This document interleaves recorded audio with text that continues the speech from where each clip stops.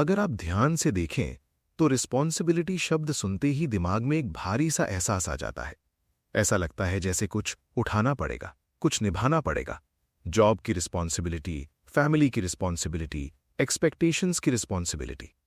लेकिन अगर ईमानदारी से सोचें तो क्या सच में रिस्पॉन्सिबिलिटी ही भारी होती है या फिर हम बिना समझे उसे उठाते चले जाते हैं? असल में रिस्पॉन्सिबिलिटी कोई ब्यूटी नहीं होती, ये कोई अच्छा इंसान होने का सर्टिफिकेट भी नहीं है। रिस्पॉन्सिबिलिटी एक अंदरूनी मेंटल प्रोसेस है। जब आप कहते हैं ये मेरी रिस्पॉन्सिबिलिटी है, तो आप असल में ये तय कर रहे होते हैं कि इस सिचुएशन में आपका कंट्रोल कहाँ तक है। समस्या तब शुरू होती है जब हम कंट्रोल देखे बिना रिस्पॉन्सिबिलिटी ले लेते हैं। जहां कंट्रोल नहीं होता वहां रिस्पॉन्सिबिलिटी सिर्फ थकान बन जाती है। यही एक सटल फर्क समझना जरूरी है। अगर आप किसी चीज के लिए रिस्पॉन्सिबल महसूस कर रहे हैं लेकिन आपके पास उसे बदलने का कंट्रोल नहीं है, तो आपका दिमाग लगातार तनाव में रहेगा। और अगर आपके पास कंट्रोल है लेकिन आप रिस्पॉन्सिबिलिटी लेने से बच रहे हैं, तो अंदर कहीं ना कहीं गिल्ट और बेचैनी बनी रहती है। हेल्दी रिस्पॉन्सिबिलिटी वहीं होती है जहां कंट्रोल और ओनरशिप एक ही जगह मिलते हैं। कई बार रिस्पॉन्सिबिलिटी खुद ही बिगड़ जाती है। कुछ लोग हर चीज अपने ऊपर ले लेते हैं, सबका मूड, हर आउटकम, हर गलती। उन्हें लगता है कि अगर उन्होंने छोड़ा तो कुछ गलत हो जाएगा। कुछ लोग उल्टा करते हैं, जहां एक्शन लेना चाहिए वहां भी रिस्पॉन्सिबिलिटी से भागते हैं और हालात को दोष दे देते हैं। और कुछ लोग बस इसलिए रिस्पॉन्सिबिलिटी उठा लेते हैं क्योंकि सामने वाला एक्सपेक्ट कर रहा है। उन्होंने कभी कॉन्शियसली चूज ही नहीं किया कि वे उसे लेना चाहते भी हैं या नहीं। यहां विक्टर फ्रैंकल की एक लाइन बहुत क्वाइटली फिट बैठती है। वे कहते हैं, between stimulus and response there is a space. मतलब कि जब कोई घटना होती है और आप उस पर कुछ करते हैं, उन दोनों के बीच एक छोटा सा गैप या स्पेस होता है। और वही स्पेस असल में रिस्पॉन्सिबिलिटी की जगह है। आपके साथ जो होता है वो स्टिमुलस है। आप उसके बाद क्या करते हैं, क्या चुनते हैं, वही आपकी रियल रिस्पॉन्सिबिलिटी है। रिस्पॉन्सिबिलिटी रिएक्शन नहीं है, चॉइस है। अक्सर लोग रिस्पॉन्सिबिलिटी और ऑब्लिगेशन यानी दायित्व को एक ही मान लेते हैं। ऑब्लिगेशन बाहर से आती है, किसी दबाव से, किसी डर से, किसी एक्सपेक्टेशन से। रिस्पॉन्सिबिलिटी अंदर से आती है, एक साफ चॉइस की तरह। ऑब्लिगेशन इंसान को अंदर से थका देती है, रिस्पॉन्सिबिलिटी इंसान को क्लियर बनाती है। अगर कोई काम आपको लगातार भारी लग रहा है तो रुककर यह देखना जरूरी है कि आप उसे रिस्पॉन्सिबिलिटी समझ रहे हैं या बस ऑब्लिगेशन निभा रहे हैं। एक और जगह जहां लोग फंस जाते हैं वो है आइडेंटिटी। जब कोई इंसान अपनी रिस्पॉन्सिबिलिटी को ही अपनी पहचान बना लेता है तो फिर प्रॉब्लम शुरू होती है।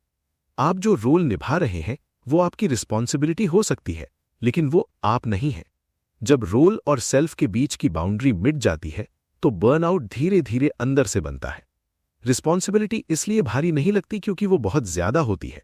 वो भारी इसलिए लगती है क्योंकि हमने कभी रुककर ये नहीं देखा कि हम किस जगह रिस्पॉन्सिबिलिटी ले रहे हैं और क्यों।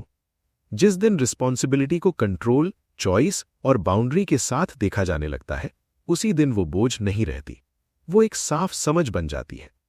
अक्सर रिस्पॉन्सिबिलिटी और गिल्ट को भी एक ही चीज समझ लिया जाता है, जबकि दोनों का डायरेक्शन बिल्कुल अलग होता है। रिस्पॉन्सिबिलिटी फ्यूचर फेसिंग होती है। वो ये पूछती है, अब इस सिचुएशन में मेरा अगला सही एक्शन क्या हो सकता है।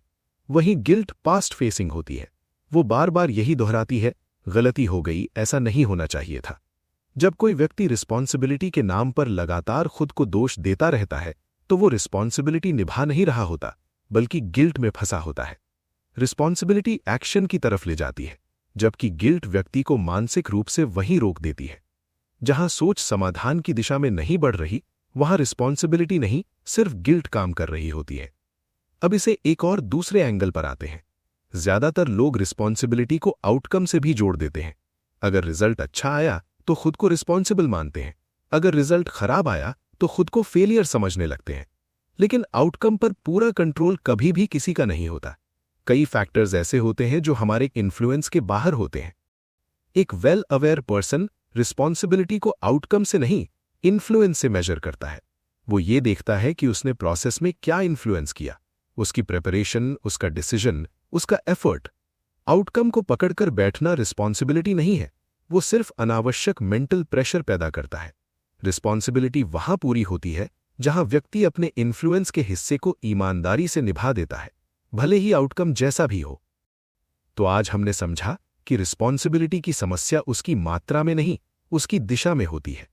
जहां रिस्पॉन्सिबिलिटी गिल्ट में बदल जाती है, वहां सोच रुक जाती है, और जहां रिस्पॉन्सिबिलिटी आउटकम से बंध जाती है, वहां अनावश्यक दबाव पैदा होता है। आज हमने ये भी समझा कि रिस्पॉन्सिबिलिटी का अर्थ हर चीज को उठाना नहीं है, बल्कि ये साफ तौर पर जानना है कि किस हिस्से पर हमारा इन्फ्लुएंस है और किस हिस्से पर नहीं।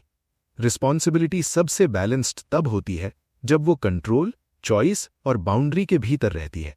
उस स्थिति में वो न बोझ बनती है, न पहचान का भार उठाती है। वो बस एक शांत, स्पष्ट ओनरशिप बनकर रह जाती है। आज से आपकी रिस्पॉन्सिबिलिटी ये है कि आप हर दिन केवल उन चीजों पर फोकस करें जो आपकी लाइफ में सच में कुछ वैल्यू ऐड करें, और जो डिस्ट्रैक्शंस हैं, जो आपकी क्लैरिटी और ग्रोथ में मदद नहीं करते, उनसे कॉन्शियसली बचना भी आपकी रिस्पॉन्सिबिलिटी का हिस्सा है।